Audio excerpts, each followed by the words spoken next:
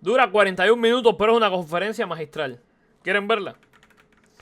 Una conferencia magistral sobre cómo Jesús Huerta de Soto, básicamente el maestro de Juan Ramón Rayo, se papea a la Iglesia Católica actual y se papea a la izquierda diciendo y afirmando con bastantes pruebas que Jesús es de derecha.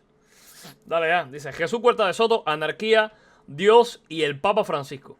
Instituto Juan de Mariana. Vamos para allá.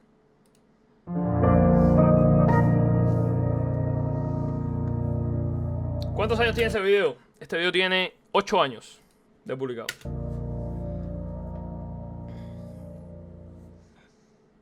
Gracias por su asistencia a este acto. De nuevo me produce una gran satisfacción y alegría tener la oportunidad de dirigirme a todos los presentes en, no sé si es el 10º Congreso de Economía Austriaca.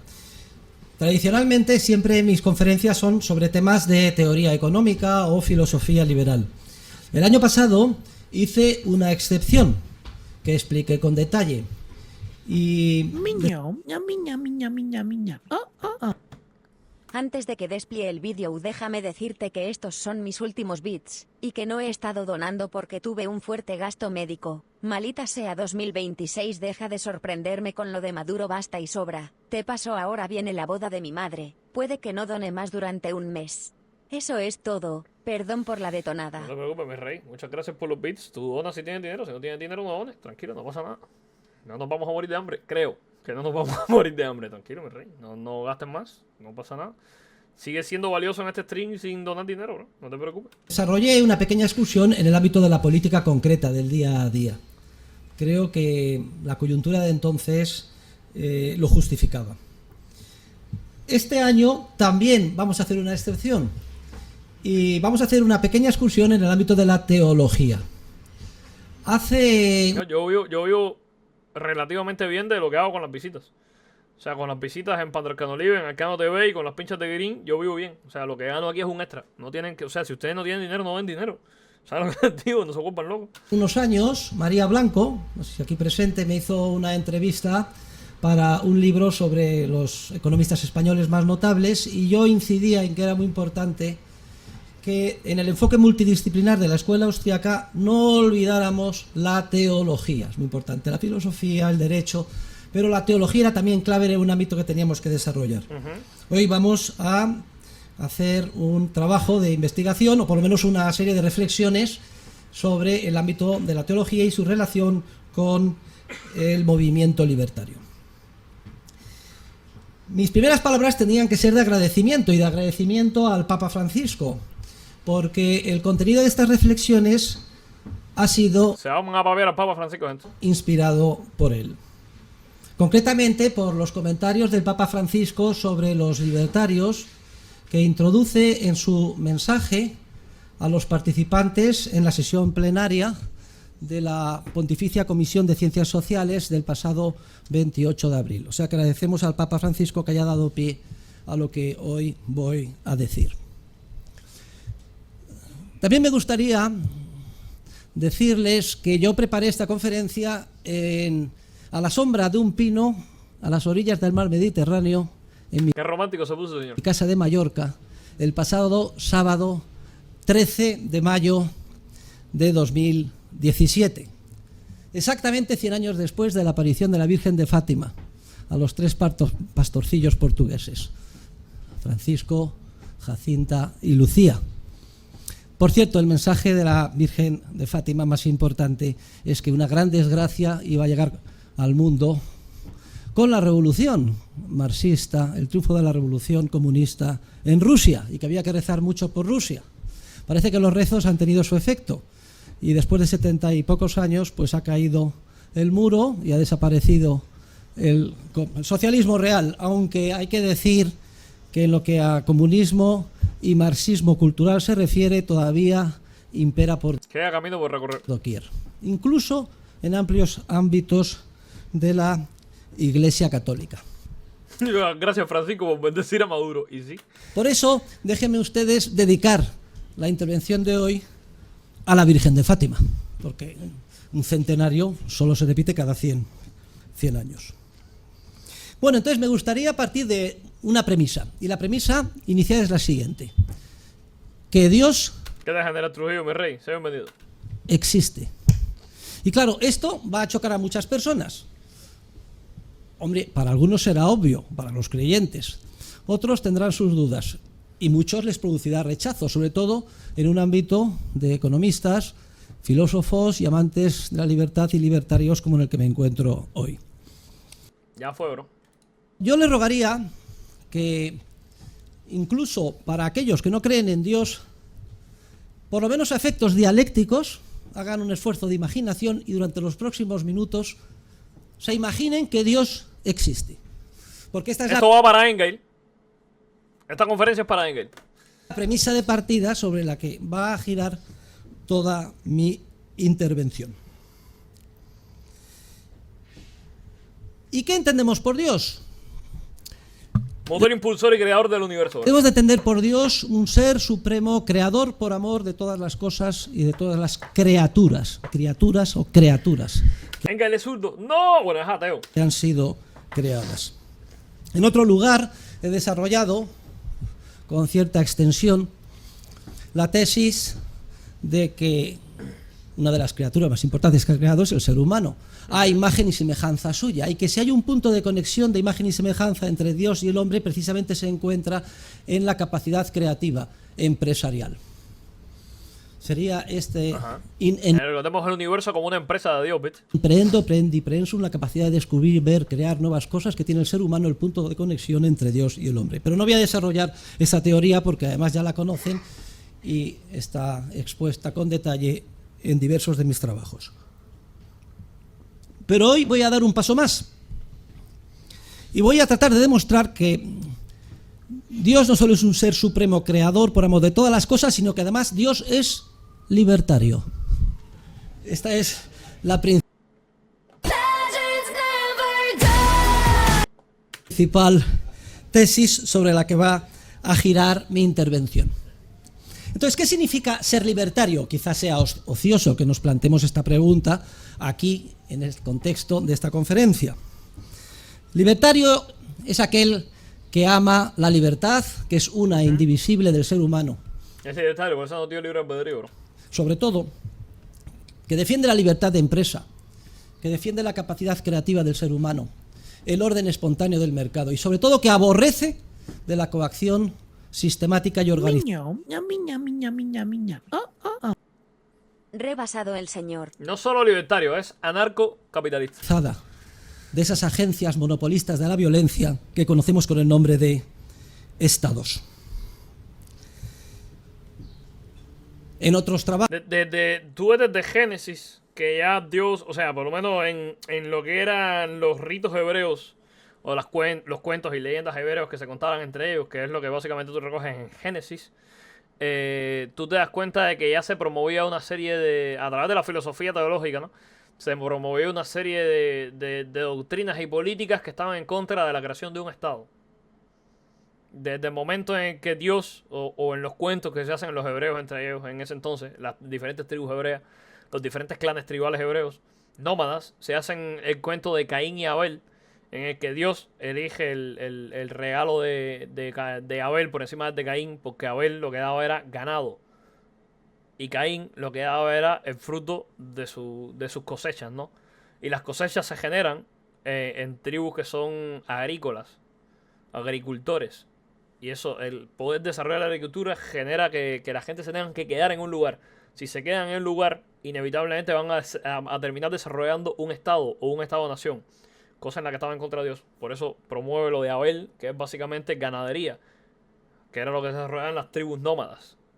Si tú eres nómada, es más difícil que generes una serie de políticas a través o sea, políticas en un asentamiento y en un estado, en un reino. Entonces los clanes tribales lo que más desarrollan es la cultura del honor, etcétera, etcétera. O sea, por eso tú ves que en los estados-nación la gente desarrolla leyes, como en la Roma, por ejemplo. Pero en los clanes tribales que son nómadas no se desarrollan esa serie de leyes. Y entre ellos se entienden a través de la cultura del honor. Si tú me faltas el respeto, te mato. Si le faltas el respeto a mi tribu, o a mi familia, o a mi padre, o a lo que sea, te mato. Entonces, a través de esa cultura del honor, en la que era intimidándose entre ellos, unos entendían que era importante respetar a aquellos tribus que hacían respetar su honor. Por eso desarrolla la cultura del honor y tal. Y unos son más anarquistas y otros son más pro seguir una serie de leyes estatales en un lugar, ¿no? Por ejemplo, El Estado del Diablo, literalmente. en mi artículo, Liberalismo versus Anarcocapitalismo, Él va a comentar un poco más esto, no sobre las tribus, los clanes tribales versus Estados-naciones, pero sí va a comentar un poco sobre por qué el Estado es del diablo.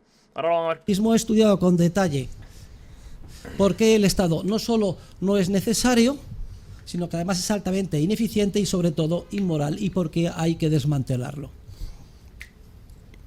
¿Y qué significaría? Este sería el segundo paso, que Dios es libertario. ¿Qué sentido debemos de dar a esta frase, a esta expresión? Significa esto que siendo Dios Señor de todo el universo, que ha creado con sus leyes de la nada, que tiene por tanto el poder absoluto sobre la Tierra y el resto del universo, que siendo el poder absoluto, sin embargo, Dios no utiliza la fuerza, sino que siempre deja en libertad No, Pandro, creo que debes releerlo porque lo que dice es que el hermano le trajo el peor fruto de la cosecha. Pandro, lo que no deshace tu tesis, pero es equivocado lo de la Biblia que decías. Esos son, depende de la traducción de la Biblia que tú leas. Tú puedes estar convencido que en los primeros escritos de la Torá en hebreo no te decía eso. Daba exactamente el fruto de su trabajo. Esos son interpretaciones posteriores. ¿Cómo se llama? Date cuenta de que es ilógico que Caín se ponga celoso de Dios por haber elegido el fruto de Abel cuando él le dio lo peor que tenía. O sea, si Abel le da el cordero más gordo y más bonito que él tiene, y Caín también le da el fruto de su trabajo, le da lo peor, entonces Caín en principio entendería por qué Dios eligió al otro, pero se pone celoso precisamente porque le da el mismo fruto, lo mismo que le da el otro, el fruto de su trabajo. O sea, no le da su cosecha, su trabajo. O sea, no tendría celoso que se pusiera celoso. Digo, no tendría sentido que se pusiera celoso si él le da lo peor que tiene. Si le da un mojón y Dios no lo quiere, es normal que diga, claro, con razón eligió a Abel. Pero no, Caín, el razonamiento que hace Caín es, coño, le doy lo mismo que le dio a Abel, que fue el fruto de mi trabajo, y le eligió a él. Y a partir de ahí surge ese celo. Pero bueno. Sus criaturas. Hasta el punto de que les deja la libertad de que se rebelen contra él. Esos son, ¿cómo se llama? Problemas de reducción, como mismo tienes el que...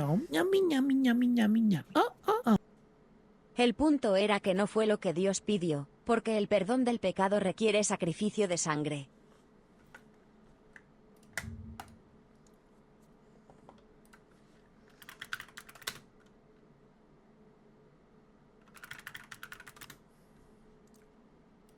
De los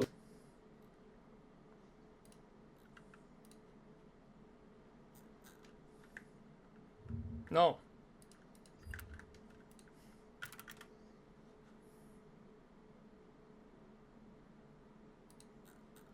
siempre me da por meterme en el pasado y pues irnos muchos años, siglos o hasta milenios atrás para poder comprender la historia de los mongoles.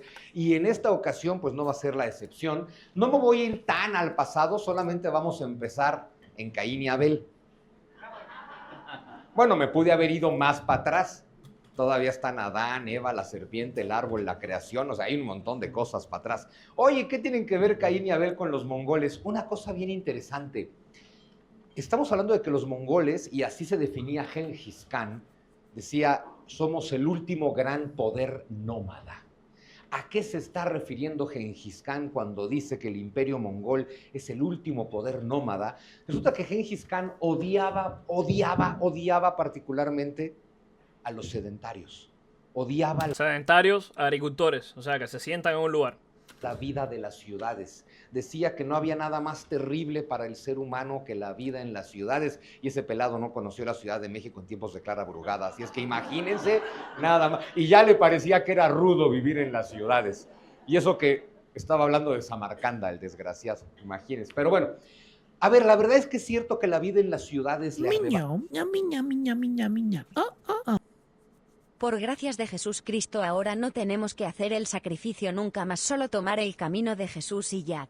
Le da mucho al ser humano y también le arrebata mucho al ser humano. Lo que hay que entender para entender a los mongoles como este último poder nómada es precisamente comprender que el estilo de vida del nómada y del sedentario son estilos de vida totalmente enemigos. No es opcional que existan los dos estilos de vida y vamos precisamente a entenderlo. Si nos ubicáramos, por ejemplo, al final de la era de hielo, bueno, hasta allá nos vamos a ir, ¿no? Estamos hablando de que la última glaciación, la era de hielo, la glaciación Gurm, como se llama en términos oficiales, Gurm, terminó hace más o menos 15.000 años, ¿no? Y ubiquemos de qué se trataba esta era de hielo. Prácticamente el hemisferio norte estaba congelado. O sea, los hielos llegaban hasta el Mediterráneo. Y por el hemisferio sur, los hielos llegaban... Esto tiene sentido. Aguánteme un poco, tiene sentido. Hasta el norte de Australia. El resto del planeta era habitable. Pero esto nos dice, ojo, cuando tienes todo este hielo con la misma cantidad de agua, porque el agua es como la energía, no se crea, no se destruye, solo se transforma, entonces quiere decir que el nivel... No, imposible. A mí los surdos me dicen que van a acabar con todas las reservas de agua. De los mares es más bajo, porque el hielo está concentrado y congelado. Eso nos lleva a que la forma de los continentes no tiene nada que ver con lo que ubicamos hoy. Es ahí cuando, como nos contaron en la primaria, que llega el hombre a América. Lo que es que cuando nos vimos en la primaria nos contaban tonterías como el puente de hielo por el que cruzaron. Eso es una barrabasada. Simplemente entre Asia y América, por la zona que hoy es Bering, no había océano. Pasabas caminando. Y entonces, ¿qué hicieron los nómadas? El estrecho de Bering. Pues pasaron persiguiendo su comida. Básicamente es lo que funciona. Pero imagínate que termina la era de hielo. ¿Qué era el ser humano en la edad de hielo? Pásale. ¿Qué era el ser humano en la edad de hielo? Era el famosísimo cazador-recolector. La vida del cazador-recolector era relativamente fácil. ¿Qué hacían esos pelados? Se despertaban en la mañana y se ponían a caminar. ¿Hacia dónde? No tenían ni la más peregrina idea. ¿Qué hacían durante el día? Recogían lo que tenían que comer. Recogían bayas, recogían frutos, recogían semillas. Muy importante, no trabajaban. Qué bonito, esa gente no trabajaba. Si entendemos trabajo como la acción del hombre para transformar la naturaleza, estos pelados no trabajan. Estos recogen y ya.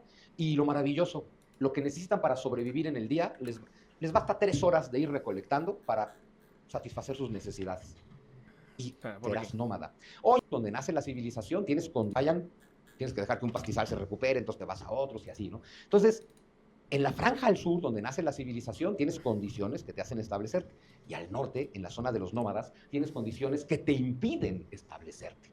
Te permiten vivir, sobrevivir y hacer cultura, pero siempre serás nómada. Oye, ¿por qué regresamos entonces a Caín y Abel? Bueno, ¿y por qué Caín mató a Abel?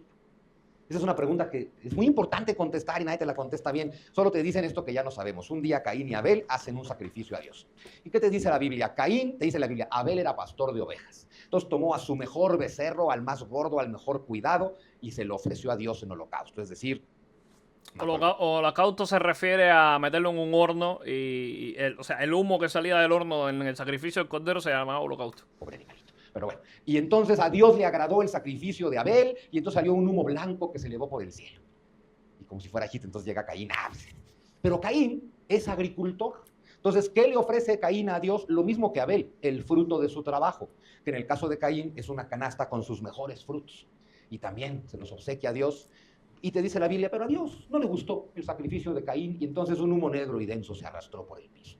Y entonces Caín hizo lo único que se puede hacer en esas circunstancias, matar a Abel. Ya, punto. Lo que nunca te dice la Biblia es, ¿por qué el caprichito de Dios? ¿Por qué a Dios sí le gusta un sacrificio y no le gusta el otro? Uy, a mí toda mi infancia me contestaron cosas, no, es que Dios sabía que Caín no lo ofreció de corazón. Y yo, no, el libro. Eso el libro no lo dice en ningún lado. Ese libro. O sea, eso no lo dice aquí nada más. En Génesis no te dice eso. Y los textos originales judíos, porque recordemos que el cristianismo surge después. El cristianismo es aplicarle filosofía griega a lo que era el judaísmo de la época y tomando a Cristo como el Mesías. Pero antes del surgimiento del cristianismo, esos textos sagrados y ese Antiguo Testamento era la Torá, el Pentateuco, el Antiguo Testamento, el libro sagrado judío, o los cuentos sagrados judíos. Y lo que decían era eso, que después le han hecho un montón de interpretaciones a otra cosa. El texto original dice esto. Dice, esto es un caprichito de Dios. Luego descubrí, y esto es fascinante descubrirlo, que a Dios no le gustan los agricultores. Por lo menos al Dios hebreo, no le gustan los agricultores. Si uno lee con atención el Génesis y la Torá y toda la Tanaj, queda clarísimo. A Dios no le gusta la civilización. A Dios le gustan los pastores. O el surgimiento de los estados, que es lo que te va a decir ahora por acá Jesús Huerta de Soto. Pero eso es, o sea, de nuevo, tenemos que entender, si tú eres ateo y tú no crees en la existencia de Dios y no crees en el Antiguo Testamento o lo que sea, yo también creo bastante probable que Caín y Abel hayan sido personas reales. O sea, yo genuinamente no creo que Caín y Abel hayan existido. No lo creo, ni creo literalmente todo lo que dice la Biblia. Me parecería ridículo eso. O sea, yo entiendo la leyenda de Caín y Abel como los cuentos que se hacían los hebreos en la época para justificar su religión, o su forma de ver la vida, o su filosofía. De la misma forma en la que ahora nos podemos hacer cuentos como Blancanieves para que las niñas entiendan la importancia del matrimonio o lo que sea, algo así. Los hebreos se hacían esos cuentos. Y por eso, cuando venía un niño hebreo y le decía a su papá hebreo, papá, ¿por qué no sembramos hortalizas? Él dice, porque Dios no rechazó el sacrificio de Caín, etcétera, etcétera, y aceptó el de Abel. Que es básicamente ser tribus nómadas, o sea, o desarrollar ganadería. Y a través de la ganadería tenemos nuestras tribus nómadas para poder pastorear campos en los que nuestro ganado vaya, coma, arrase con la hierba de ese campo y después vamos a otro lugar. Por eso somos nómadas y no sedentarios. Entiéndase eso ese. Pero bueno. Y así tenemos el caso de los ángeles caídos, seres espirituales que se rebelan contra su creador.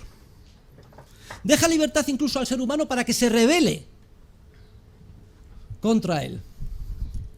El ser humano, en este sentido, es más afortunado que los ángeles caídos, porque tiene la fortuna de haber sido redimido.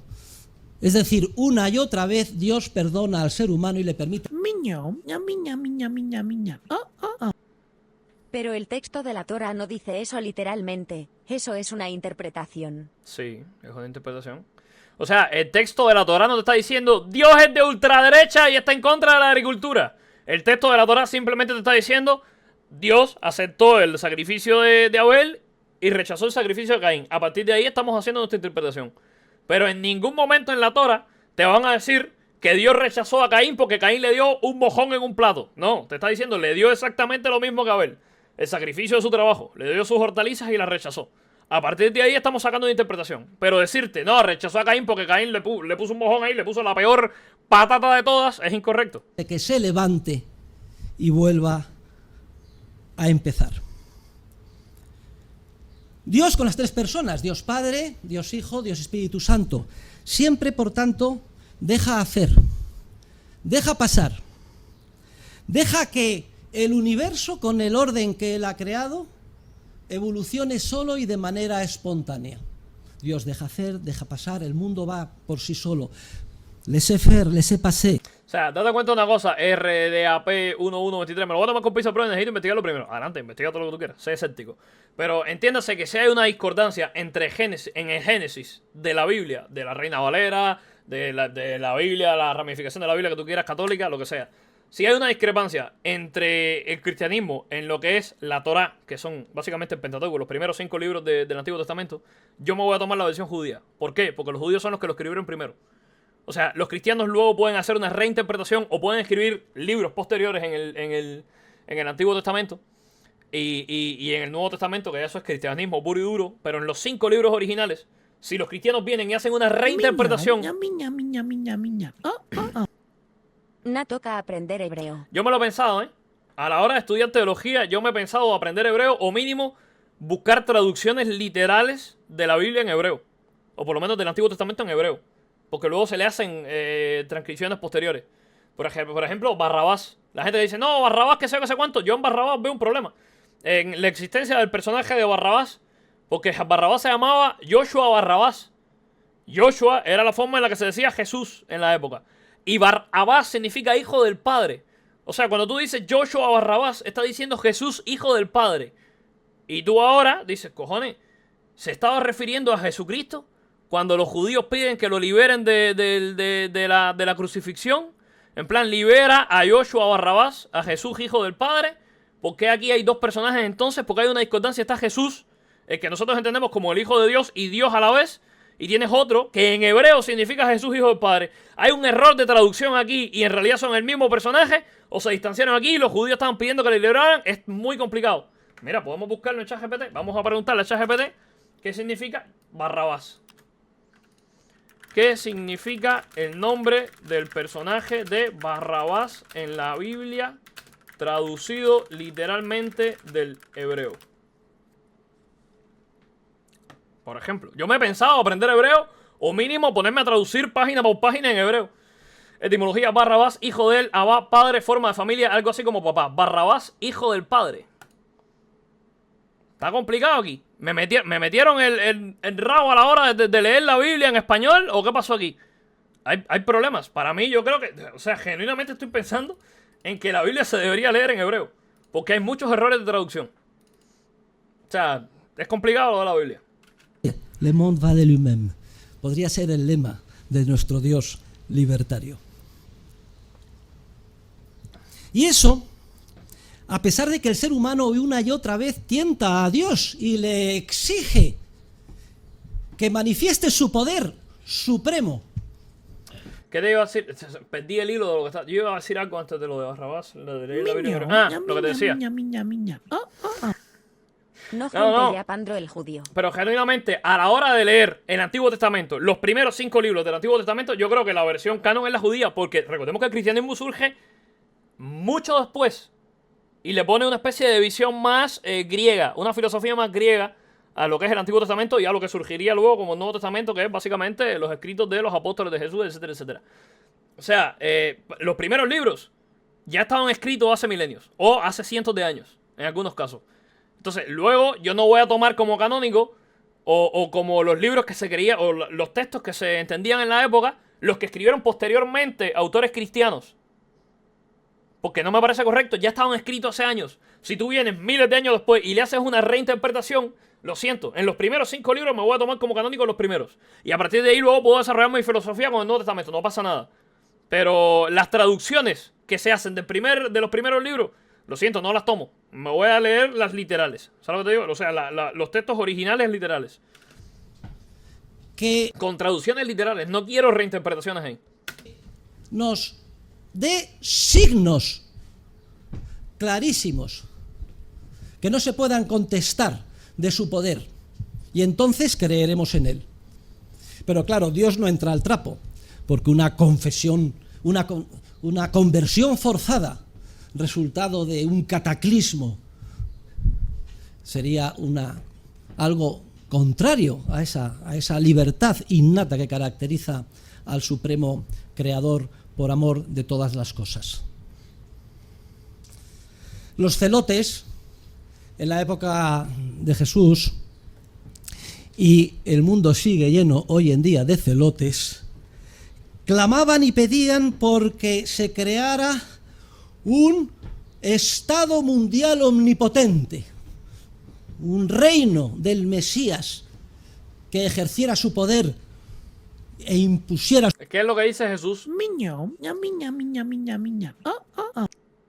Hubo un estudio en una iglesia que hablaba sobre si la Biblia la escribieron los hombres o Dios. Son clases teológicas que dan en la iglesia. Bueno, lo escribieron hombres, bro. O sea, la Biblia fue escrita por hombres. Son interpretaciones humanas de eventos pasados. Yo no, o sea, el tema de tomar todo lo que dice la Biblia como absolutamente canónico porque fue un texto directamente escrito por Dios a través de la mano humana, no me lo creo. O sea, eso para mí es fiesta y a correr. ¿Cómo se llama? ¿Qué te iba a decir? O sea, si Dios hubiese escrito un texto para que lo interpretáramos de forma literal, hubiese caído del cielo, cabrón.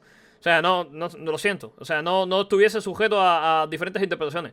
Yo creo que Dios puso a prueba a la humanidad con eso. O sea, para mí lo escribieron seres humanos. A partir de ahí tú te puedes tomar eventos pasados como la existencia de una especie de Mesías, un hombre que resucitó al tercer día y que nunca se encontró su cadáver y suficientes pruebas para argumentar que había un hombre especial que tenía una capacidad superior a la del resto de los seres humanos y a partir de ahí crear una religión, lo veo correcto. Pero tomar la Biblia como una interpretación literal de lo que sucedió, lo siento, para mí eso parece un error. No lo veo razonable. Pero bueno, de la misma forma en la que no veo razonable tomarme ningún texto religioso de ninguna religión como algo literal. O sea, no me parece correcto. O sea, si puedo ver un Salomón y tener 1000 mujeres, gracias papá Dios. Terrible. ¿Cómo se llama? Iba a hablar algo de esto ahora aquí, se me olvidó. Es que me escribiste y me fui de revolución. Ah, por acá, cuando le dicen a Jesús que crear una especie de Estado que gobierne el resto del mundo. O sea, ya que tú eres el Mesías y eres el Hijo de Dios, literalmente funda un Estado y gobierna el mundo entero. Ya que eres un hombre iluminado y eres directamente Dios hecho carne, ¿no? ¿Por qué no creamos una especie de Estado alrededor tuyo? Y el tipo, ¿qué es lo que plantea Jesús en ese momento? Mi reino no es de este mundo. O sea, yo aquí no voy a fundar un Estado, yo aquí no voy a hacer nada. Ustedes van a creer en mí para poder ir a la otra vida El que lo quiere hacer bien y el que no también, pero no funda un Estado alrededor de eso. O sea, se entiende el Estado como algo negativo. Su voluntad sobre todo el mundo. Otros signos también se pedían cuando está crucificado en la cruz, en plan de burla. Si eres hijo de Dios, baja de la cruz y entonces creeremos en ti. Pero Jesús, Dios Hijo, libertario, no baja de la cruz. ¿Y por qué no hace llover una lluvia de fuego que arrase, manifestando la voluntad del Supremo Creador? ¿Por qué es libertario? Porque tiene que tú vas a seguir las políticas si te sale de los cojones, si no, no te puedo coaccionar a hacerlo. Va en contra de la propia filosofía libertaria, filosofía de Dios. Como el napalm. Gente, no sé si es un poco blasfemo decir que Dios era libertario igual que nosotros y así justificar el libertarismo, pero me la pela. En la guerra del Me la repampiflo, ¿viste? Vietnam. O sea, si Annie Bilbao puede decir que Spider-Man de la Spider-Man esta, la primera trilogía de Spider-Man es comunista, yo puedo decir que Dios es libertario. Y tan contentos. O la madre o el padre de todas las bombas de Donald Trump. Incluso apóstoles tan queridos de Dios Hijo como Santiago y Juan, nada más y nada menos, caen en esta tentación de pedir a Dios Hijo que arrase con fuego e imponga su poder.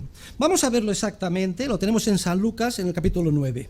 Dice que entraron en una aldea de samaritanos para hacer los preparativos, pero no lo recibieron porque su aspecto era el de uno que caminaba hacia Jerusalén.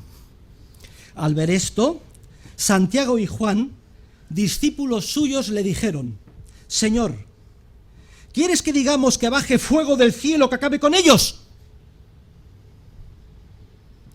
Jesús se volvió y les regañó fuertemente y se encaminaron a otra aldea. ¿Y esto por qué? Porque Dios, en este caso Dios Hijo, es libertario. Pero ni siquiera teniendo poder y ser capaz y siendo capaz de establecer el mejor estado del bienestar que quepa imaginar, Dios Hijo ni siquiera en esas circunstancias entra al trapo. Tenemos el caso de su discurso más famoso, el Sermón de la Montaña, con las bienaventuranzas. Y una multitud después se apiada de ella porque no tienen nada que comer y viene el milagro de la multiplicación de los panes. Mago de Oz hizo un disco que se llama Jesús de Chamberí, que es Chamberí, pues es una zona de Galicia en la que ellos plantean un futurible en el que viene la segunda venida de Cristo. Por eso se llama Jesús de Chamberí. Ellos estaban en plan, ¿qué pasaría si Jesús viniera aquí a Chamberí a día de hoy? ¿Qué sucedería? Y escriben una especie de disco en la que se repiten varios eventos de la Biblia, pero con un Jesús ponle que, pleno siglo XXI, viendo cómo está la humanidad del sol de hoy. Y hay una canción en la que se llama, creo que era en Jesús de Chamberí, que el tipo dice: bienaventurados los que roban para poder comer, y los insumisos y los que luchan contra el poder. O sea, básicamente hacen una especie de segunda venida de Cristo, pero un Cristo progre con políticas de izquierda. Porque es así como ellos interpretan que debería ser Jesús, que es una buena persona. Evidentemente nunca cogieron una Biblia en sus manos, nunca. O sea, no agarraron una Biblia en sus manos nunca los cabrones. O tenían cero comprensión lectora. O querían reinterpretar que Jesucristo era de izquierda. El disco está muy bueno, porque musicalmente la voz de José Andrea y la guitarra de Carlos están muy cabronas. O sea, los tipos son muy buenos músicos. Pero, filosóficamente están en el horno. Y moralmente, por favor, la vida. Y quedaron todos satisfechos. Y se dieron cuenta de que era capaz de alimentar gratis a todo el mundo. Eso era jauja. ¿Y cuál fue la reacción del pueblo? Mucho me temo que más que sensibilizados por el mensaje de las bienaventuranzas, tentados por la posibilidad de lograr aquí y ahora un estado del bienestar, en ese momento querían nombrarle jefe del gobierno, del Estado. En pocas palabras, hacerle rey. Veamos cómo lo dice el Evangelio de San Juan. Dice: Jesús, sabiendo que iban a llevárselo para proclamarle rey, se retiró otra vez a la montaña él solo a orar. ¿Y por qué? Porque Dios Hijo es libertario. Y es que el reino de Dios no es de este mundo. Con el demonio ese capítulo. No. Se lo dice el propio Jesús a un funcionario atemorizado del Estado romano que además está encargado de juzgarle. Mi reino no es de este mundo. ¿Significa esto que habría dos tipos de reinos o estados? Los reinos de este mundo, A los que él rechaza, evidentemente. que serían a su nivel legítimos. Recuerden, dad al César lo que es del César. Él nunca terminó de decir qué cosa es de César. Uno entiende, o sea, date cuenta que el momento en que él dice darle al César lo que es del César es en un punto en que los romanos le preguntan, estas monedas, el oro de quién es, o sea, el impuesto del oro, el tributo, ¿a quién le pertenece? ¿A Dios o al César? Porque recordemos que las iglesias del entonces pues también podían pedir tributo, ¿no?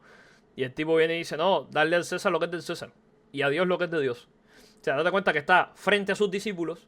Vienen los soldados romanos para intentar doblegarlo y hacer que hinque la rodilla para humillarlo delante de sus discípulos.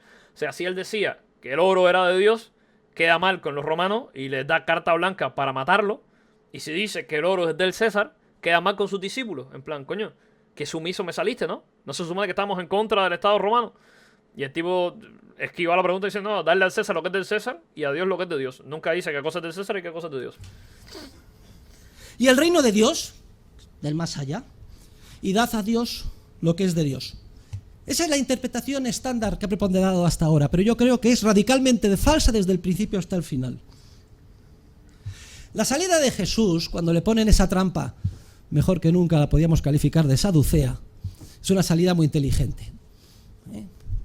Mirad, que hay esta moneda. Está la cara del César en la moneda. La efigie del César. Pues dad al César lo que es de César y a Dios lo que es de Dios.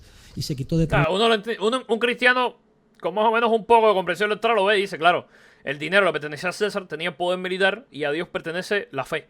O sea, si tú vives en una especie de estado que te coacciona tus libertades, te lo está diciendo a ti como cristiano, y ese estado quiere que tú... En el pasado, cuando el pueblo de Israel le pidieron un rey porque los demás tenían, y Dios los reprochó, pero aún así le dio su rey que después la cagó al otro día. La terminó ganando. ¿Cómo se llama? Si tú vives... Esa interpretación yo la veía cuando estaba en Cuba, en la que tú vives en un estado comunista que reprime todo tipo de libertades teológicas y religiosas. O sea, el comunismo rechaza abiertamente el cristianismo y ser cristiano es ilegal. Tú lees ese pasaje y es básicamente darle a César lo que es de César y a Dios lo que es de Dios. A Dios tú le das tu fe. Aunque tú vivas en un estado, Corea del Norte, por ejemplo, que persigue y mata a cristianos, y en el que hay que traficar con Biblias, si ellos te exigen una serie de leyes, tú cumples las leyes para mantenerte vivo. Pero tu fe no la puedes perder en Dios. Independientemente de que el Estado te coaccione, te diga que no puedes ir a la iglesia, te quedas en tu casa orando. Tú le das al César lo que es del César, porque si no te matan y tú no quieres que te maten, es comprensible. No tienes que sacrificarte en vano, pero no pierdes nunca la fe. Es un poco la interpretación que yo sacaba cuando leí la Biblia por primera vez. O leí ese pasaje, ¿viste? Y ahora, pero en ningún momento especifica qué es lo que era del César. Posiblemente nada. De hecho, nunca pagó ningún impuesto Jesús. La única vez que tuvo que pagar un impuesto, encargó que pescaran un pez, le abrieran las vísceras y que ahí estaba el denario y que con eso pagaran los impuestos. Yo lo que creo es que significa que el reino de Dios... Estaba en contra de los cobradores de impuestos, directamente. Que es justo lo contrario del reino de este mundo, de los reinos de este mundo, de los estados, y que jamás utiliza de manera sistemática la violencia y la coacción, es un reino que ya nos ha llegado y que además nos ha sido dado gratis en un acto de inmensa misericordia y amor. Deus caritas est. Y que debe de acabar con el desmantelamiento de los reinos de este mundo, de los estados de este mundo, porque Dios es libertario y el hombre está hecho a imagen y semejanza de Dios.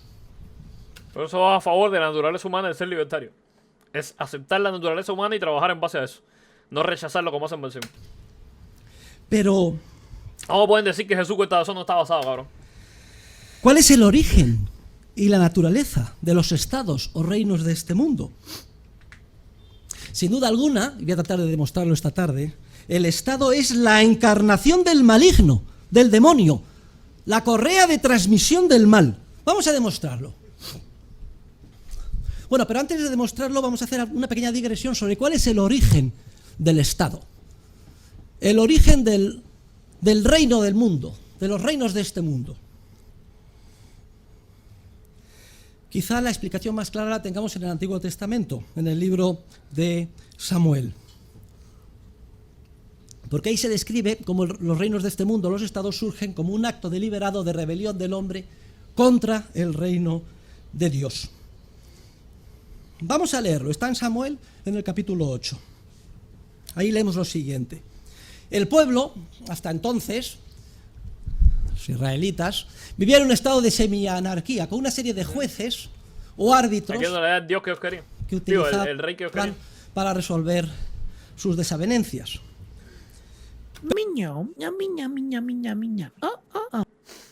No, gente, estoy convencido ahí que comenzar una cruzada anarcocapitalista. Pero en determinado momento se dirigen a Samuel y le dicen: danos un rey para que nos gobierne. Es decir, danos un estado. Y leemos en Samuel cómo esto a Samuel le pareció muy mal. Y recurre a Dios, recurre a Yahvé y le dice: oye, que estos pretenden que les demos un estado. Y Yahvé, Dios, ¿qué contesta? Dice literalmente lo siguiente: piden un rey porque me rechazan a mí, para que no reine sobre ellos. Es decir, el Estado aparece como la alternativa, el reino de este mundo como la alternativa al reino de Dios. Pero Dios es libertario. Así que les dejo. ¿Ustedes lo quieren? Adelante. Ustedes lo pidieron. ¿Sabes cómo? O sea, esto es el bien y a partir de aquí yo respeto una especie de democracia. ¿Ustedes lo quieren? Adelante. Y deja Se van a joder con eso. hacer. Y deja hacer. ¿Que queréis un Estado? Hacerlo. Pero Samuel, por favor, antes de que sigan adelante, adviérteles con detalle lo que supone todo Estado, Vamos a ver las palabras de Samuel en un libro escrito hace más de 1000 años. todo reino de este mundo. Y Samuel, ni corto ni perezoso, reúne al pueblo y les dice lo siguiente: ¿queréis un Estado? Sí. Pues mirad Miren la advertencia de Samuel, porque está muy cabrón ahora. Miren la advertencia de Samuel y vean lo que ha pasado actualmente en la humanidad. lo que va a pasar.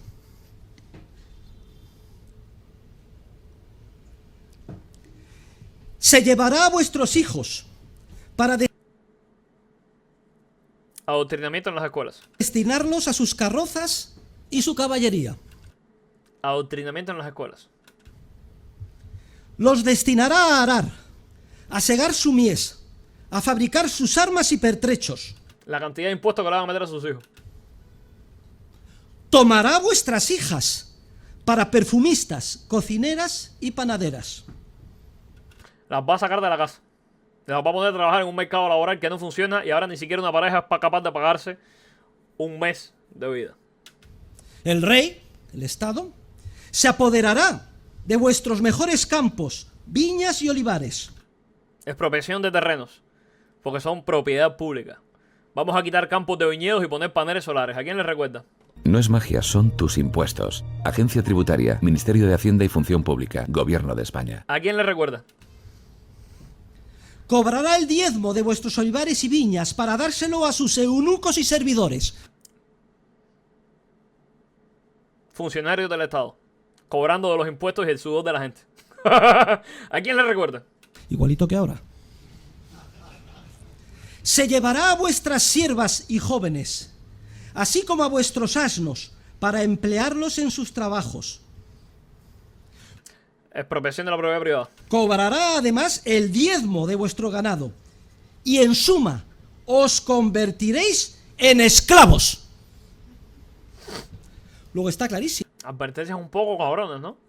Contrastadas con lo que sucede hoy en día en la economía. Advertencias terrible predigno. La advertencia de Yahvé. No sé cómo después nos quejamos. Nos tragamos un poroto, bro. Y en cuanto a que el Estado sea el principal instrumento o correa de transmisión del mal, es decir, del poder del maligno, ¿quién es el maligno? El demonio, es el ángel caído. ¿Cuál es el objetivo del maligno? Es destruir la obra de Dios, destruir el orden espontáneo del universo, dentro del cual se encuentra el orden espontáneo del mercado. Ese es el objetivo. ¿Cuál es nuestro enemigo? ¿Cuál es el enemigo de los libertarios? El demonio. Nos enfrentamos al demonio. O sea que el asunto es arduo. Una de cuyas principales manifestaciones está en el Estado. Es arduo y pero no imposible de vencer porque tenemos un aliado todavía más potente que el demonio. No hay ninguna duda de que el Estado es la encarnación del demonio, pero no lo digo yo. No Lo dice el demonio. Vamos a ver un pasaje bíblico. tendría ningún mérito, sería un argumento de autoridad. El profesor Huerta de Soto, argumento de autoridad, dice que Dios existe y que además el Estado es la encarnación del demonio. No lo digo yo, ¿no? Lo dice San Lucas, el evangelista, y además lo remacha muy bien el Papa emérito, Benedicto XVI, Joseph Ratzinger, en su notabilísima biografía titulada Jesús de Nazaret, y en cuyo volumen 2, que fue el primero que se publicó, tiene una parte sublime, donde comenta cada una de las tentaciones a las que se vio sometido Dios Hijo, es decir, Jesús. Y en San Lucas 4, a partir del versículo 5, se describe la tercera y la más grave de las tentaciones, la más potente. Dice, leemos el Evangelio, dice así: llevándole a lo alto, el diablo mostró a Jesús todos los reinos, es decir, todos los estados. ¿A quién dice Satanás que le pertenecían todos? O sea, el diablo cuando lo tienta en el desierto, ¿a quién dice? Todo esto pertenece a mí y puede pertenecer a ti si lo quieres. Y él lo rechaza, evidentemente. Del mundo. O sea, uno es pro-estado y el otro es antiestatista. Y le dijo: te daré el poder y la gloria de todos los reinos. Y esto es lo importante que añade el evangelista, que dice el demonio: porque a mí ese poder me ha sido dado y yo lo doy a quien quiero.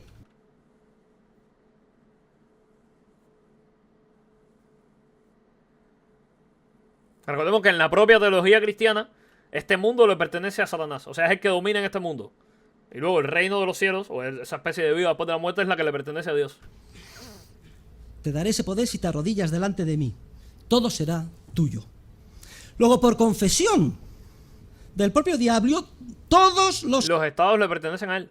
O sea, por las propias palabras, según la Biblia, según las propias palabras del mismo demonio, él dice: todo esto me pertenece a mí. O sea, ser pro-estado, ser de izquierda y llamarte a ti mismo cristiano es un oxímoron.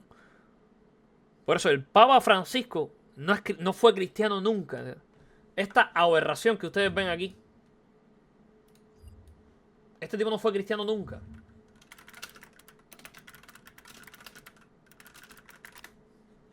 Este tipo jamás fue cristiano. Nunca, no existe. No existe. Este hijo de puta que ven aquí nunca fue cristiano. Mira esta aberración.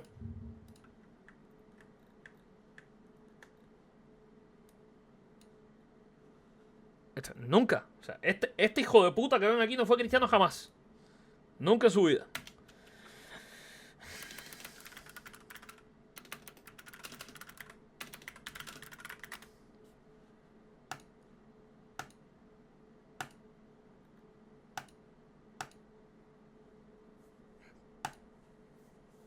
No existen, ¿eh? No hay manera. Los estados de la tierra están a sus órdenes y dependen de él. Luego ya podemos entender por qué producen tanto daño. ¿Y qué es lo que contesta Jesús? Jesús dice: está escrito, solo al Señor tu Dios adorarás y solo a Él darás culto. ¿Y por qué? Porque Dios es libertario. El propio Ratzinger, qué papa, qué mente, qué agudeza, alerta de que la principal amenaza de nuestro tiempo radica precisamente en el endiosamiento de la razón humana y en que mediante la supuesta ingeniería social pseudocientífica se pretenda construir aquí y ahora en el mundo, liderado por los gobiernos, los gobernantes, los expertos, y a través del Estado, el nirvana, el paraíso terrenal. El gran problema de la humanidad es que hemos convertido al Estado en un becerro de oro que todos adoran. El Estado es el verdadero anticristo. Ahí es donde se encuentra el problema de la humanidad. Vamos a ver cómo lo explica Ratzinger en Jesús de Nazaret, porque es muy preciso. Veamos cómo lo dice. Y cito literalmente. Dice: el tentador, no es tan burdo como para proponernos directamente adorar al diablo. Solo nos propone decidirnos y preferir un mundo planificado y organizado. Luego se refiere a Soloviev. Soloviev atribuye un libro al anticristo. Su título es El camino abierto para la paz y el bienestar del mundo, que se convierte, por así decirlo, en la nueva Biblia, y que tiene como contenido esencial la adoración del bienestar y la planificación racional del Estado. Idea sobre la que vuelve Benedicto XVI en su encíclica Spe Salvi, el número 29 de la encíclica, donde condena rotundamente, y cito, la esperanza de instaurar un mundo perfecto, gracias a una política estatal fundada científicamente. O en ese maravilloso discurso que Ratzinger pronunció en el Parlamento alemán, y donde dijo literalmente: El anticristo también escribió Das Kapital. Sí. Pásame este video, porfa. Tipo la recontra mega, obviamente. Tipo andaba a ver. O sea, no hay chance de que tú seas cristiano y seas de izquierda. No existe esa posibilidad. O no eres cristiano o no eres de izquierda. Pero no puede ser las dos cosas al mismo tiempo. Un gobierno no sometido al derecho es una banda de ladrones. Y ustedes y yo sabemos que hoy e históricamente, tanto desde el punto de vista cuantitativo como cualitativo, el principal conculcador y enemigo del derecho es precisamente el Estado y el gobierno. O expresado de otra forma, la expresión, el término Estado... Luego viene el Sud y dice, el Estado de Derecho es un oxímoron. No, es un oxímoron literalmente. El derecho es una contradicción en los términos. No hay mayor enemigo del derecho, con mayúsculas, que el Estado. Y eso es algo de lo que somos testigos cada día, desde que nos levantamos hasta que nos acostamos. Y si el principal enemigo del derecho es el Estado, y el propio Ratzinger ya ha aclarado que un gobierno o Estado no sometido al derecho de verdad es una banda de ladrones, la conclusión está clarísima del el Estado es un ladrón. Silogismo. Todos los estados y gobiernos son una banda de ladrones.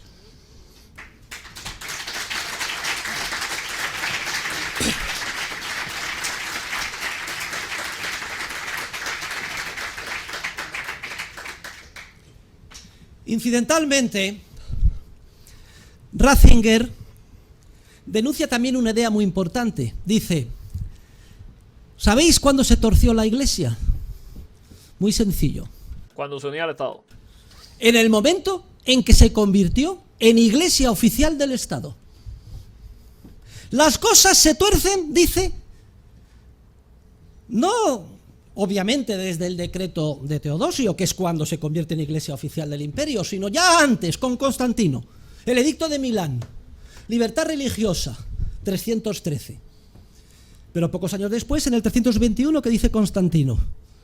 Se declara fiesta en todo el imperio el domingo, en honor a los católicos. Y pocos años después, Concilio de Nicea. Bien, se puede... Por otro lado, Constantino es quien consigue que se deje de perseguir a los cristianos. Pero lo convierte bueno, después posteriormente en el Imperio Romano se convierte en la religión oficial. Que eso para mí ha sido positivo para la humanidad. O sea, ha sido positivo para la humanidad que Occidente sea cristiano, está muy bien. Porque tenemos un lugar que funciona objetivamente. Pero, bueno, por ahora. Pero bueno, provoca de nuevo esa unión entre Estado y Iglesia que para mí es un error. Reunir los obispos, llegar a consensos y acuerdos. Pero solo serán válidos si yo, Constantino, los apruebo. A partir de ahí, la Iglesia Católica está perdida. Se convierte en una institución con... En la puta del Estado. Se convierte en la puta del Estado. Fin de la ecuación. Chavada con el Estado. Ya podemos entender todas las atrocidades de la historia, desde las cruzadas, instituciones genocidas como la Inquisición, porque la Iglesia pasa a ser un instrumento del maligno, como Iglesia oficial del Estado. Por eso es vital separar radical. No estoy tan abiertamente en contra de las cruzadas y creo que fueron un mal necesario en la época. Pero bueno, no me voy a poner ahora aquí a hablar de historia de la teología o de la historia del cristianismo con Jesús Cuesta de Soto. Sobre todo porque no me está escuchando. Realmente ambas instituciones. Dice Ratzinger. Ahora, desde el punto de vista intelectual, el daño más grande no es este. es que como la Iglesia durante siglos y siglos ha sido Iglesia oficial del Estado, ha habido una legión de intelectuales, de teólogos, que han dedicado todo su esfuerzo a tratar de justificar lo injustificable, es decir, que el Estado es legítimo. Esperemos, Francisco, que haya un golpe de timón y a partir de ahora la Iglesia se desprenda de su síndrome de Estocolmo y empiece a denunciar al Estado mucho antes que al orden espontáneo del mercado. Creo que ha quedado establecido que Dios nos da por amor su reino. Que Dios es creador y libertario. Y que la principal amenaza para el reino de Dios está en el endiosamiento de la razón humana, la fatal arrogancia, el título de la última obra de Hayek. Y concretamente en los estados o reinos de este mundo que encarnan el mal sistemático. Entonces, ¿cuál debe ser el hilo conductor de nuestra acción en el día a día? está reaccionando un sermón. Ahora que lo dice, yo fui a un sermón una vez a una iglesia católica en Cuba. Es como una especie de ritual católico raro en el que velan a los muertos, en que se le pone una vela en la de eso y la gente van ahí y escuchas un sermón sobre la partida de los seres queridos. Eso lo hice cuando murió mi abuela. Y fui a la iglesia y había un señor católico ahí, no sé si el padre de la iglesia o algo así. Bueno, es el cura de la iglesia. Y el señor se para y empieza a darnos un sermón. No, mira, porque la gente, cada vez que muere un ser querido, vienen y me dicen, no, ¿cuántas veces tengo que velarlo? ¿Cuántas velas tengo que ponerle? No sé qué. ¿Qué tengo que hacer? No sé qué. El tipo dice, y después dice, ¡ninguna! ¡Ya está muerto! ¡Tu familiar se murió! ¡Está muerto! Y yo, ¡guau! ¡Qué Warhammer, bro! Esto es muy Warhammer. Digo, ¡está muerto! ¡Muerto ya no va a resucitar! Tenías que quererlo en vida, no ahora que está muerto. ¡Se murió! Y yo, bueno, a ver, sí, ¿no? Gracias, es un buen consejo, pero ya... Para, bro, el tipo está muerto. ¡Muerto! ¡Está muerto! Y yo, no. Super heavy metal, bro. ¿Qué mierda es? ¿Dónde me metí yo aquí? ¿Sabes? La gente está así erizada. Cojones, esto que pinga. Es obvio. Dedicar todo nuestro esfuerzo, energía intelectual, física, todo nuestro ser a desmantelar los estados e Cuando hablaste tan duro que sonó una alarma acá donde vivo. No te creo. impulsar el orden espontáneo de Dios, basado en el amor, basado en la cooperación voluntaria. Lo que implica, como es lógico, impulsar el mercado, la propiedad privada, la economía de empresa, libertad de empresa, el orden espontáneo del mercado. Pasamos de lo que crees. No, como condición necesaria en todo caso. No suficiente, es necesario además que el ser humano tenga la guía de la ética, de la moral. Pero reconociendo que incluso lo que más disciplina a los malos es el mercado. Porque el mercado nos obliga, en un entorno de cooperación voluntaria, a dialogar con el otro. A tratar de descubrir sus necesidades y satisfacérselas pacíficamente. Nos obliga a mantener una reputación si es que queremos que el día de mañana se siga comerciando con nosotros. Y esto explica por qué el gran Montesquieu llegó a la conclusión de que allí donde prepondera el mercado, ¿Montesquieu? Montesquieu. las costumbres son dulces.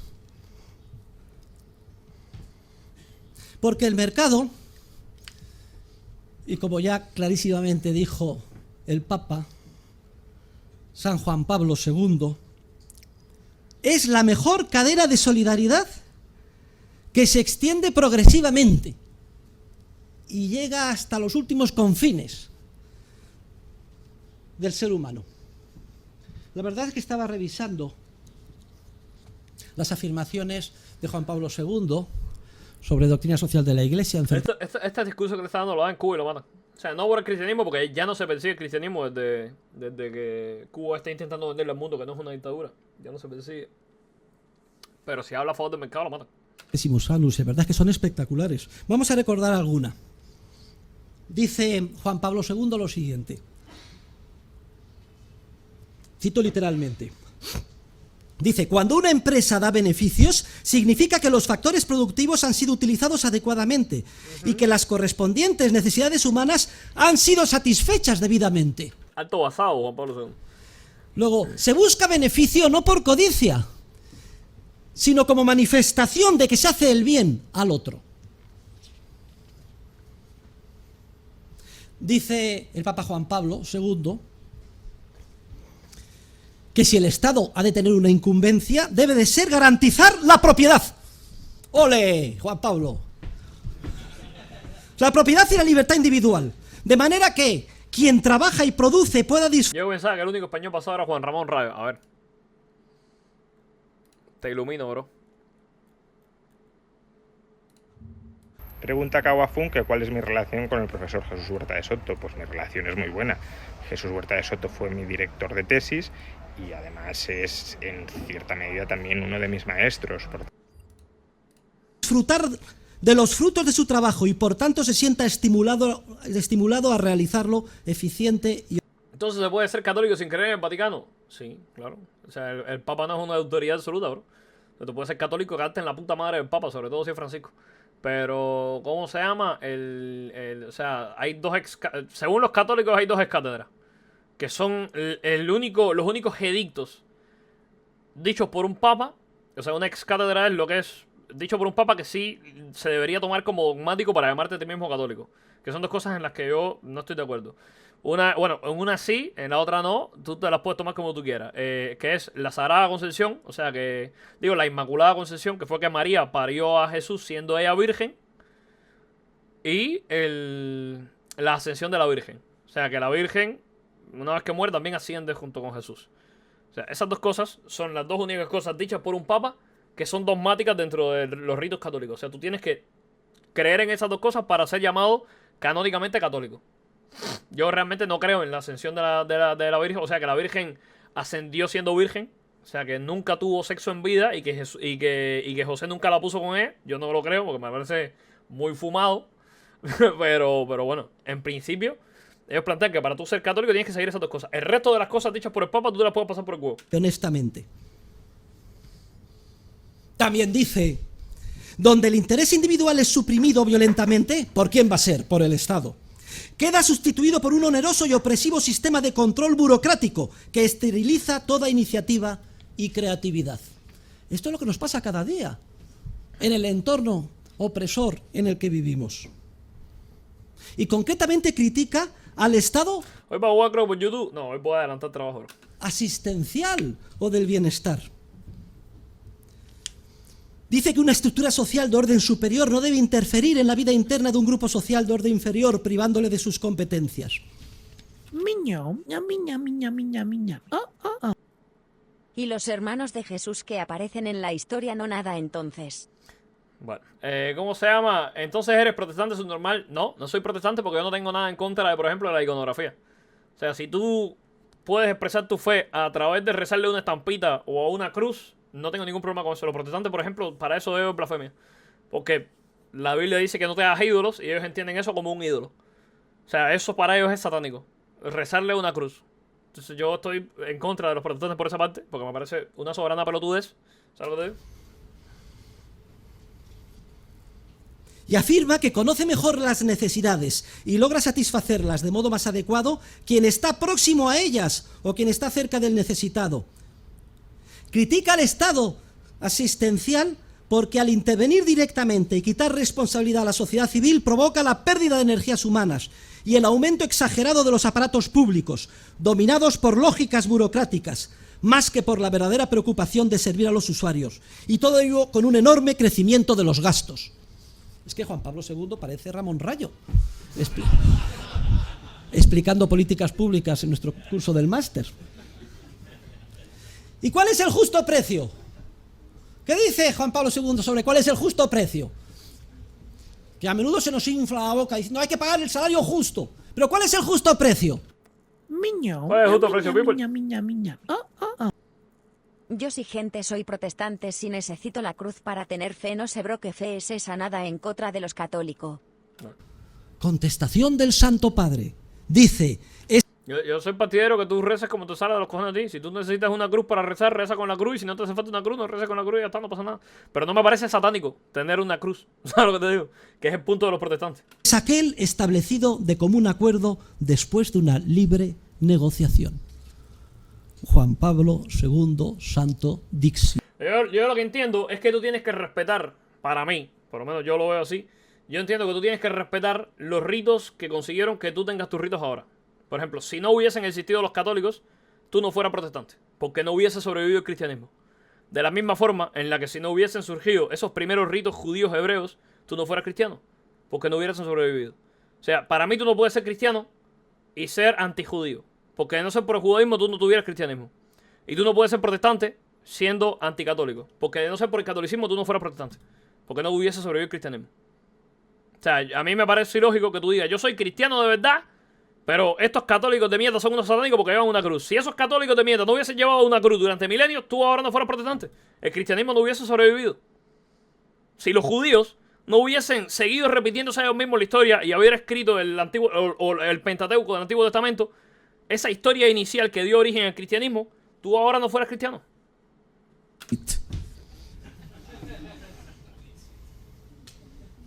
¿Y cuál es la conclusión? De la misma forma en la que tú no puedes decirte, no, yo soy musulmán y rechazar el cristianismo y el judaísmo, cuando fueron los ritos que originalmente llevaron esas historias que luego dio nacimiento al Islam. O sea, lo siento, tú no eres musulmán entonces.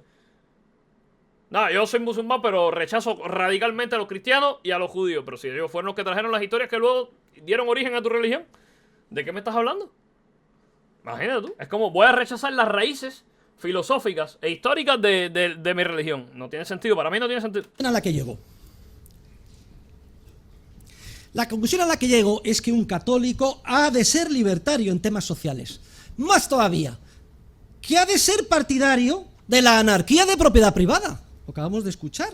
Defensa de la propiedad privada. La ciencia económica verdadera demuestra... Yo una vez fui a una iglesia protestante. Yo una vez me quedé en una semana durmiendo en una iglesia protestante porque tenía la iglesia en la misma casa que eran unos amigos de mi familia. Mi familia se fue a La Habana a operar a mi hermano del corazón porque tenía un soplo en el corazón cuando nació. Y ellos estuvieron una semana en La Habana con el tema de la operación de mi hermano, qué sé yo. 1 o 2 semanas por ahí más o menos. Y yo me quedé en casa de esos amigos de mi familia, que eran cristianos, o sea, eran padres de una iglesia protestante y tenía una iglesia en la parte de atrás de la casa. O sea, la iglesia era parte de la casa. Yo me quedé ahí con ellos. Yo me quedé esas 2 semanas durmiendo en la iglesia ahí, en los bancos que había en la iglesia. Me puse una sábana y me quedé durmiendo en la iglesia 2 semanas. Y yo me vi ahí como ellos hacían su rito ahí, que sé cosa. Y hubo un viaje ahí que ellos cogieron una Virgen de la Caridad del Cobre. O sea,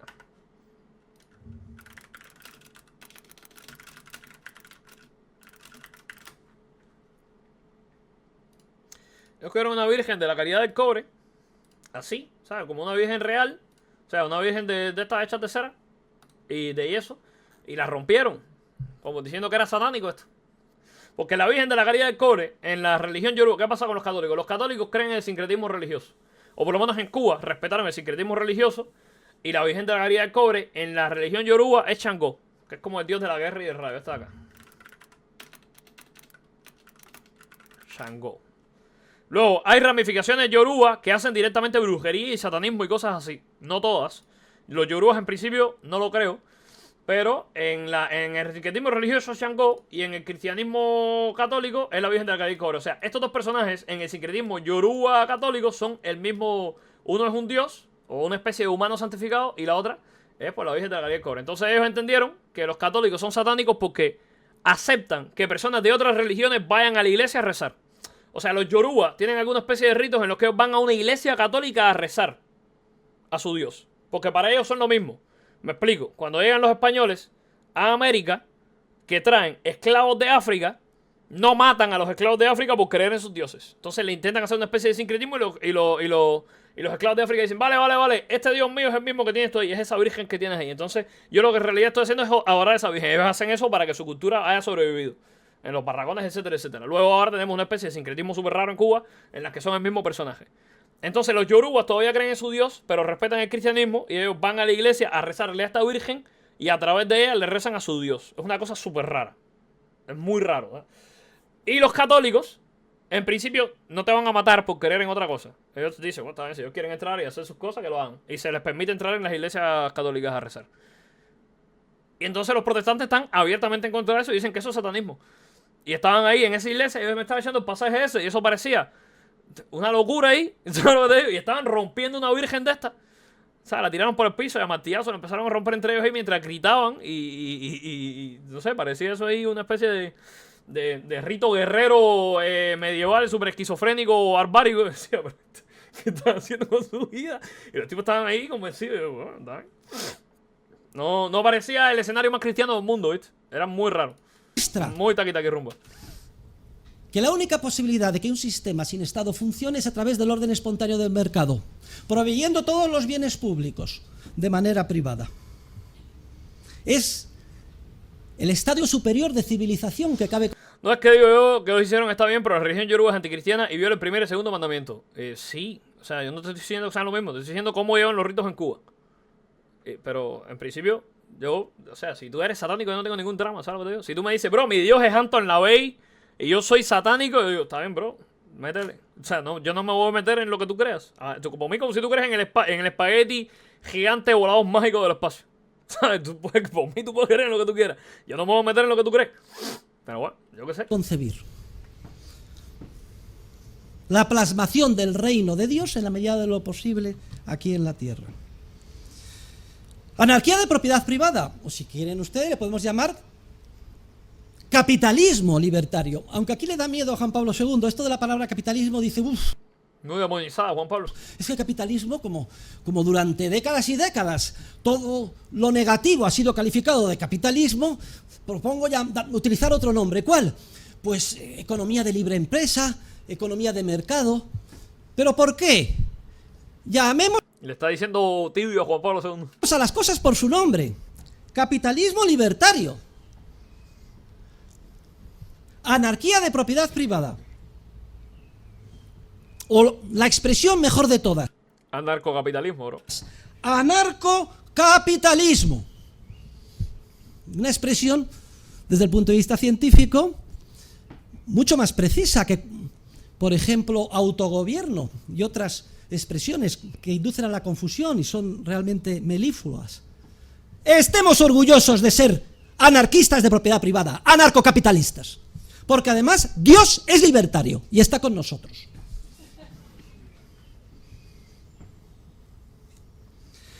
Etimológicamente, una anarquía significa, según el diccionario de la Real Academia, ausencia de toda autoridad pública. La expresión es perfecta, todo sería privado, no habría autoridad pública. Arkein, viene del griego, significa llamar, mandar. También es la mejor serie de la historia de la humanidad. Mejor materia de división de la historia. Arkein, el mando, el poder público. Anarquía, que no hay autoridad pública. Otra expresión también que se puede utilizar, ácrata, del griego kratos, que significa poder absoluto. Aquí está la famosa anécdota de Hayek, cuando se declara enemigo de la democracia. Demócratos, dice que kratos significa poder absoluto. Y dice Hayek, yo estoy en contra de todo poder absoluto. Un poder absoluto, aunque sea respaldado por el pueblo, no es viable. Y por eso propone otro nombre, isonomía, demarquía, todos ustedes ya lo han estudiado, en el volumen 3 de Derecho, Legislación y Libertad. Que no haya poder absoluto, acracia, ácrata. Estemos orgullosos de ser anarcocapitalistas y ácratas. Y voy a terminar mi intervención de hoy con unos versos de un gran libertario español, de un gran anarquista que nació en Sevilla, de Melchor Rodríguez. No sé si ustedes le conocen, Melchor Rodríguez García. La República. Fue el último y efímero alcalde de Madrid en la República. La República. Miño, miña, miña, miña, miña. Yo soy ultralibertario, que prefiero morir antes de que me regalen algo del Estado, y este tipo me ve y para él soy comunista acérrimo. Este es la verdadera ultraderecha. La ultraderecha. Junto con el coronel Casado y el general Cipriano Mera, dos compañeros anarquistas, dio un golpe de Estado contra las fuerzas comunistas y del presidente Negrín, que era el títere de Stalin, para poner fin a la guerra, y fueron los que entregaron Madrid a las fuerzas del general Franco. Melchor Rodríguez también es conocido como el Ángel Rojo. ¿Y por qué es conocido por el Ángel Rojo? Porque salvó a más de 12.500 prisioneros, estaban en las cárceles de Madrid, de ser asesinados o linchados. Tanto en la cárcel Modelo como en la cárcel de la Montaña, como en la de General Díaz Porlier, Alcalá de Henares, etc. Las sacas de Madrid, que terminaron los fusilamientos de Paracuellos y que fueron responsabilidad directa por acción o omisión de Santiago Carrillo, fueron interrumpidas inmediatamente en el momento en el que Melchor Rodríguez fue nombrado inspector general de prisiones por el ministro de Justicia, el también anarquista García Oliver. Inmediatamente llegó, tomó posesión y dijo: queda prohibido que nadie salga de las 7 de la tarde a las 7 de la mañana sin mi autorización directa por teléfono. Se pararon los fusilamientos. Ni que decir tiene que hubo una ofensiva tremenda de desprestigio contra Melchor Rodríguez, que era una institución del movimiento anarcosindicalista en España. Le acusaron de traidor a la República y él contestó: los traidores sois vosotros, que habéis manchado de sangre el noble ideario de la anarquía. Y añadía: se puede morir por un ideal, pero no matar por él. ¿Quién fue la persona que jamás mató a nadie y murió por un ideal, gente? Se puede morir por un ideal, pero nunca matar por él. ¿Quién fue la persona que jamás mató a nadie, no cometió pecado en vida y murió por lo que creía? Pero jamás matar por él. Gandhi. Mira, Ducho, te voy a permabanear, bro. Te voy a permabanear, hermano. La próxima vez que me vuelvas a comparar a Jesús con Gandhi, te voy a permabanear. El ejemplo más sublime de morir por un ideal lo tengamos en el caso de Dios Hijo, de Jesús. Murió por el ideal de redimir a todo el género humano. Víctima, no hay ninguna duda, de la razón de Estado y de un complot político. Víctima del Estado. Y le dijeron, ¿y por qué has hecho esto? ¿Por qué defiendes a los quintacolumnistas que tenemos en la cárcel? ¿No serás un católico infiltrado? Contestación de Melchor Rodríguez: lo hice no por católico, sino por libertario, no siendo consciente de que quizás eran las dos caras de la misma moneda, católico y libertario. Ergo, si eres católico y no eres libertario, lo siento, bro, no eres católico. No eres católico. Además, Melchor Rodríguez García, a pesar de ser de la Federación Anarquista Ibérica, era de un grupo, el llamado Los Libertos, que defendía estas tesis. Basadas en... Es una muy buena estrategia la que está haciendo aquí Jesús Huerta de Soto, que sobre todo en España, que es tan católico, es un país tan católico. España, que es tan católico, promover la idea de que el catolicismo banca el liberalismo, que Jesús era liberal libertario, que defendía la libertad de mercado, que estaba en contra del Estado. Porque la serie de ancianos católicos que hay en España que votan al PSOE es preocupante. ¿Sabes lo que te digo? Libertad y pacifistas. 4 meses después es cesado y lo nombran, fíjense ustedes qué cargo más duro, inspector general de cementerios en Madrid. Y con su equipo ocupa el Palacio del Marqués de Viana, aquí en Madrid. Lo primero que hace es un inventario de todas las existencias del palacio. Y fíjense ustedes, este anarcosindicalista, lo respetuoso que era con la propiedad privada. Cuando el propietario recupera el palacio terminada la guerra, manifiesta a las autoridades que no le faltó ni una sola cucharilla de plata. Y es que el Ángel Rojo, es que Melchor Rodríguez no tuvo la posibilidad de formarse. Desde muy pequeño, en una familia pobrísima, desarrolla una carrera como matador de toros, que se ve frustrada. Ahora mismo hay toros en la feria de San Isidro. Y se dedica en cuerpo y alma a impulsar el ideal anarquista, pero con este sesgo de libertad que estoy comentando. Terminada la guerra, fue juzgado y condenado a muerte. Pero felizmente, y gracias a 2.500 firmas de personas que se salvaron. La reforma cristiana era cristianismo sin papa y poder divorciarse las veces que quisieran, entre otras cosas. Perdón, reforma e iglesia. Muy bueno. Por sus... Hay teologías que son ideologías sin Dios. Y las ideologías son teologías. Digo, hay teologías que son ideologías sin voz. Y las ideologías son teologías sin Dios. buenos oficios, incluyendo el general Muñoz Grandes, fue indultado, pasó unos años en la cárcel y volvió a la vida civil. Y vivió el resto de sus días hasta el año 1972, en que murió dedicándose a la noble actividad de agente de seguros de la compañía Adriática, por lo cual me es doblemente simpático. Y no tengo ninguna duda de que si hubiera tenido la posibilidad de formarse y estuviera hoy aquí con nosotros, Melchor Rodríguez, Fuese anarcocapitalista, bro. el ángel rojo, sería anarcocapitalista. Lo que está diciendo este colega es que Jesús hubiese votado a Milei.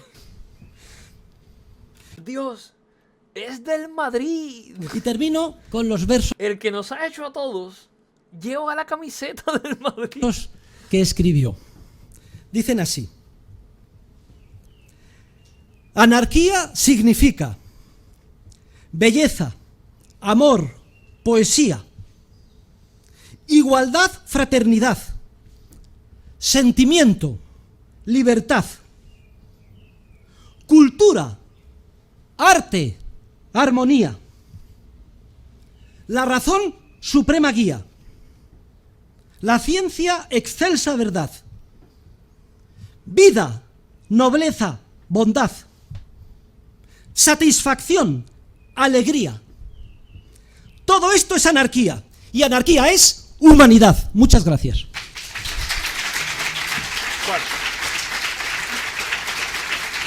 ¿Cuánto rato llevamos viendo esto, bro?